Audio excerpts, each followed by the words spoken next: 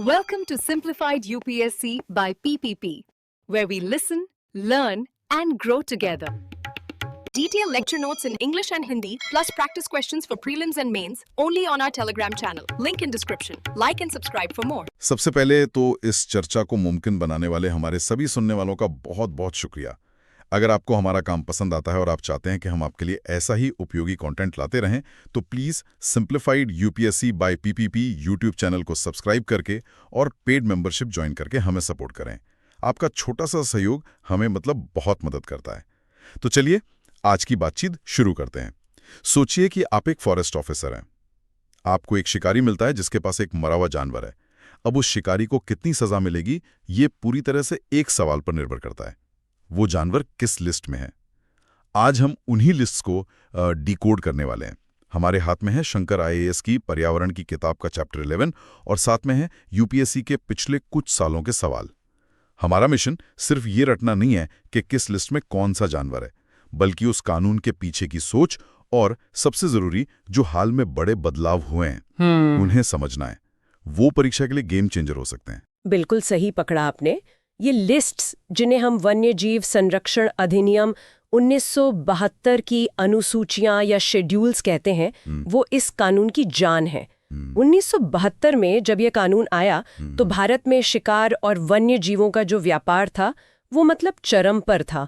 तो सरकार ने एक सिस्टम बनाया, जानवरों को उनकी जरूरत के हिसाब से अलग अलग सुरक्षा घेरों में बांट दिया। ये बिल्कुल वैसा है जैसे किसी को एसपीजी कवर मिलता है, किसी को Z+ और किसी को Y कैटेगरी की सिक्योरिटी। हाँ बिल्कुल, Z+ सिक्योरिटी।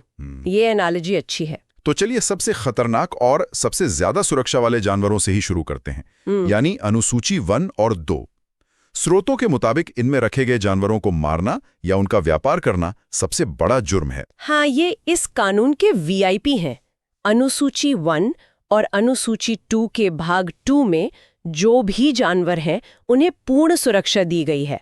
मतलब अगर किसी ने इनका शिकार किया तो सजा भी सबसे तगड़ी मिलती है, 7 साल तक की जेल और भारी जुर्माना। अच्छा। इसमें शेर पूंछ वाला मकाक, गैंडा, ग्रेट इंडियन बस्टर्ड, काला हिरन जैसे जीव शामिल हैं।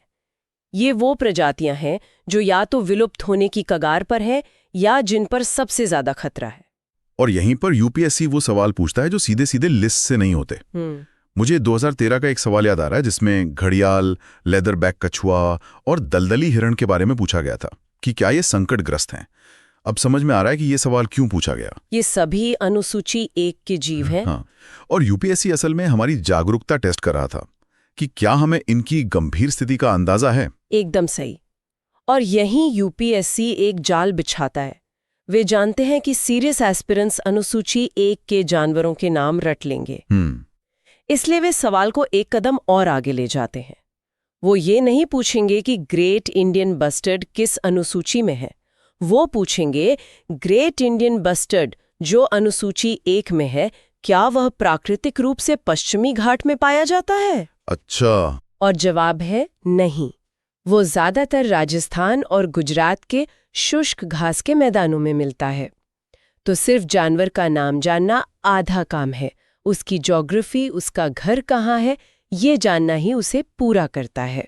रटने वालों के लिए यहाँ कोई जगह नहीं है। अच्छा, तो अनुसूची 1 और 2 में तो वीआईपी जानवर हो गए जिन्हें Z+ सिक्योरिटी मिली हुई है, लेकिन हर प्रजाति को इतनी कड़ी सुरक्षा की जरूरत नहीं होती होगी, है ना? नहीं, बिल्कुल नहीं।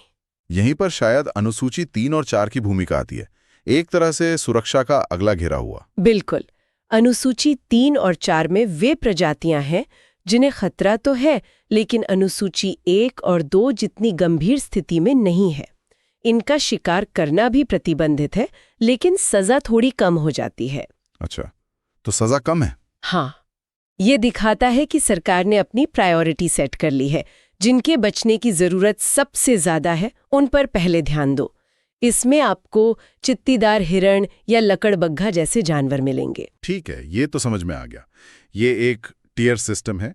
पर इसके बाद एक ऐसी अनुसूची आती है जो मुझे हमेशा से थोड़ी अजीब लगी है, अनुसूची 5। एक तरफ तो हम जानवरों को बचाने के लिए कानून बना रहे हैं और दूसरी तरफ इस लिस्ट में कुछ जानवरों को वर्मिन, उपद्रवी जीव, उपद्रवी जीव बताकर उन्हें मारने की इजाजत दे रहे हैं। ये तो विरोधाभासी लगता है। हाँ, सुनने में ये अजीब लगता है ना बहुत। कि एक संरक्षण कानून शिकार की इजाजत दे रहा है। इसे ऐसे समझिए, ये कानून एक गार्ड की तरह है जो पूरे जंगल की रक्षा करता है। लेकिन जब कोई जानवर जैसे कौवा या फ्रूट बैट जंगल से बाहर निकलकर किसी किसान की पूरी फसल बर्बाद कर देता है या बीमारियां फैलाता है, तो वही गार्ड उसे कुछ समय के लिए उपद्रवी घोषित कर सकता है ताकि किसान अपनी रोजी रोटी बचा सके। ये संरक्षण और इंसान की जरूरत के बीच एक बहुत मुश्किल संतुलन साधने की कोशिश है। लेकिन इसमें एक खतरा नहीं है? क्या हो अगर किसी राजनीतिक दबाव में या बिना सोचे समझे किसी ऐसे जानवर को वर्मिन घोषित कर दिया जाए जो असल में उस इकोसिस्टम के लिए जरूरी हो, जैसे नीलगाय के मामले में अक्सर विवाद होता है। बहुत अच्छा सवाल है, और इसी दुरुपयोग को रोकने के लिए कानून में बदलाव भी किए गए हैं। पहले राज्य सरकारें किसी जानवर को वर्मिन घोषित कर सकती थीं, लेकिन अब नहीं कर सकती। नहीं, अब ये शक्ति केवल केंद्र सरकार के पास है। ये एक बहुत बड़ा चेक एंड बैलेंस है। ये एक बहुत जरूरी अपडेट है। और फिर आखिर में आती है अनुसूची 6, जो जानवरों के लिए नहीं बल्कि पौधों के लिए है। स्रोतों के मुताबिक इसे 1991 में जोड़ा गया था। ईमानदारी से कहूं तो जब इतना फोकस जानवरों पर होता है तो सिर्फ कुछ पौधों की खेती पर रोक लगाने से क्या वाकई कोई बड़ा फर्क पड़ता है? ये बहुत आम धारणा है, लेकिन ये गलत है। असल में ये कदम बहुत ज्यादा जरूरी था। अच्छा, संरक्षण सिर्फ कैरिज्मेटिक जानवरों जैसे बाघ या हाथी तक सीमित नहीं हो सकता। पूरा इकोसिस्टम पौधों पर टिका है। इस लिस्ट में लेडी स्लिपर ऑर्किड या पिचर प्लांट जैसे दुर्लभ पौधे हैं जिनकी अंतर्राष्ट्रीय बाजार में बहुत मांग है, चाहे सजावट के लिए हो या दवाइयों के लिए। अगर इन्हें नहीं बचाया गया तो इनके साथ साथ इन पर निर्भर रहने वाले कई कीट और जीव भी खत्म हो जाएंगे। तो ये सिर्फ एक पौधे को बचाना नहीं है, ये पूरे एक माइक्रो इकोसिस्टम को बचाने जैसा है। ठीक है, अब सूरत साफ हो रही है। तो हमारे पास 6 अनुसूचियां थीं। जी। 1 और 2 सबसे ज्यादा सुरक्षा के लिए, 3 और 4 थोड़ी कम सुरक्षा के लिए, 5 मारने के लिए, हाँ मारने के लिए, और 6 पौधों के लिए। लेकिन यहाँ एक बहुत बड़ा लेकिन है। हाँ, और अब हम इस चर्चा के सबसे जरूरी हिस्से पर आते हैं। जो भी हमने अभी डिस्कस किया वो इस कानून की नींव थी। लेकिन 2022 में वन्यजीव संरक्षण संशोधन अधिनियम के बाद इस पूरे स्ट्रक्चर को बदल दिया गया है। खेल के नियम अब पूरी तरह से बदल चुके हैं और यूपीएससी के लिए ये सबसे हॉट टॉपिक है।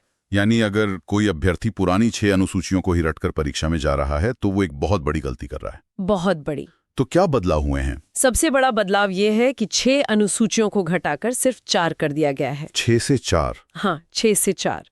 सरकार ने इसे और सरल और तर्क संगत बनाने की कोशिश की है। सिर्फ 4? तो पुरानी अनुसूचियों का क्या हुआ? उन्हें मिला दिया गया है। जो पुरानी अनुसूची 1 और अनुसूची 2 की सबसे ज्यादा संरक्षित प्रजातियां थीं, उन सबको अब एक ही लिस्ट यानी नई अनुसूची 1 में डाल दिया गया है। अच्छा। तो अब Z+ सिक्योरिटी वाली सिर्फ एक ही लिस्ट है। अच्छा, तो अब कोई कंफ्यूजन नहीं। टॉप प्रोटेक्शन मतलब नई अनुसूची 1, और अनुसूची 3 और 4 का क्या? उन्हें भी मिलाकर अब नई अनुसूची 2 बना दिया गया है। तो ये अब कम सुरक्षा वाली प्रजातियों की लिस्ट है। तो अब 2 ही मुख्य श्रेणियां हैं जानवरों के लिए। अनुसूची 1 उच्चतम सुरक्षा और अनुसूची 2 कम सुरक्षा। रुकिए, ये तो बहुत बड़ा बदलाव है, लेकिन मेरी गिनती अभी भी पूरी नहीं हुई। अनुसूची 5 और 6 का क्या हुआ? वर्मिन वाली लिस्ट तो गायब ही हो गई। यही तो सबसे क्रांतिकारी बदलाव है। अनुसूची 5 यानी वर्मिन की लिस्ट अब खत्म कर दी गई है। खत्म? हाँ, इसका मतलब ये नहीं है कि अब किसी जानवर को वर्मिन घोषित नहीं किया जा सकता। अब भी अगर जरूरत पड़ी तो केंद्र सरकार किसी भी प्रजाति को किसी खास इलाके और समय के लिए वर्मिन घोषित कर सकती है, लेकिन कानून में अब कोई स्थायी वर्मिन लिस्ट नहीं है। वाह, तो कौवा और फ्रूट बैट अब डिफॉल्ट रूप से अपराधी नहीं है। और पौधों वाली अनुसूची 6 उसे भी खत्म करके उसमें शामिल पौधों को अब नई अनुसूची 3 में डाल दिया गया है। तो अब नई अनुसूची 3 खास तौर पर पौधों के लिए है।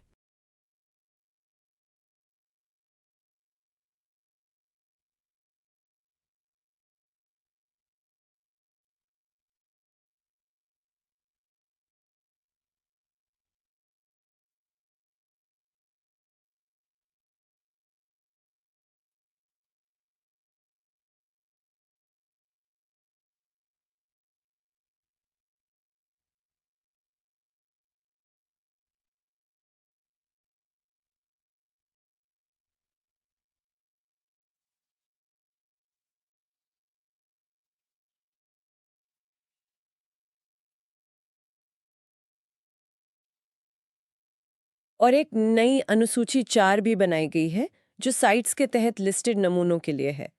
ये अंतर्राष्ट्रीय व्यापार को रेगुलेट करने के लिए एक बहुत जरूरी कदम है। तो अगर मैं इसे संक्षेप में समझूं, पुरानी 6 लिस्ट्स अब 4 हो गई हैं। हाँ, नई अनुसूची 1 इक्वल्स टू पुरानी 1 + 2 हाइट्स Height. प्रोटेक्शन। सही, नई अनुसूची 2 इक्वल्स टू पुरानी 3 + 4 लोअर प्रोटेक्शन। बिल्कुल। नई अनुसूची 3 इक्वल्स टू पुरानी 6 प्लांट्स। हम्म, और वर्मिन वाली अनुसूची 5 पूरी तरह हटा दी गई है।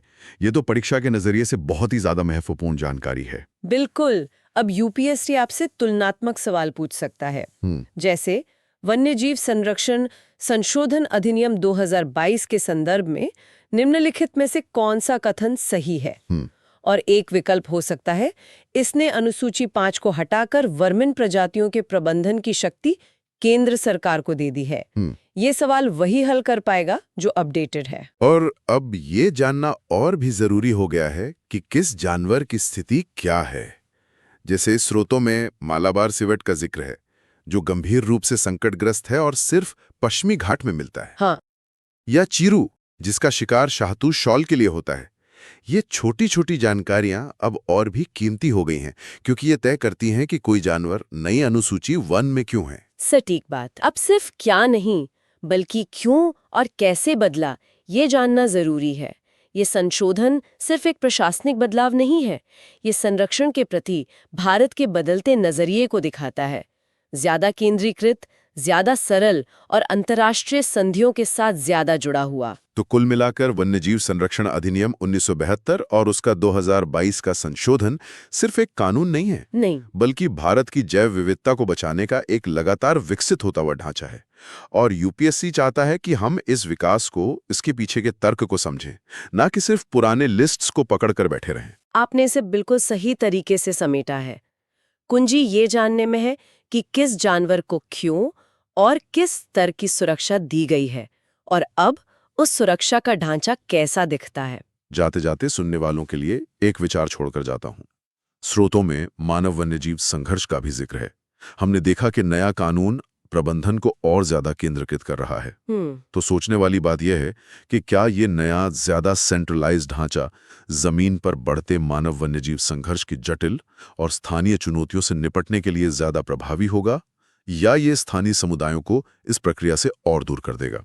आज की इस विस्तृत चर्चा में शामिल होने के लिए आपका धन्यवाद। अगर आप हमें सहयोग करना चाहते हैं तो simplified UPSC by PPP YouTube channel को सब्सक्राइब करें और हमारी पेड मेंबरशिप से जुड़ें।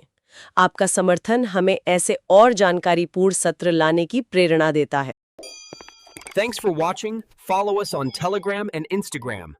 Don't forget to like, share, and subscribe.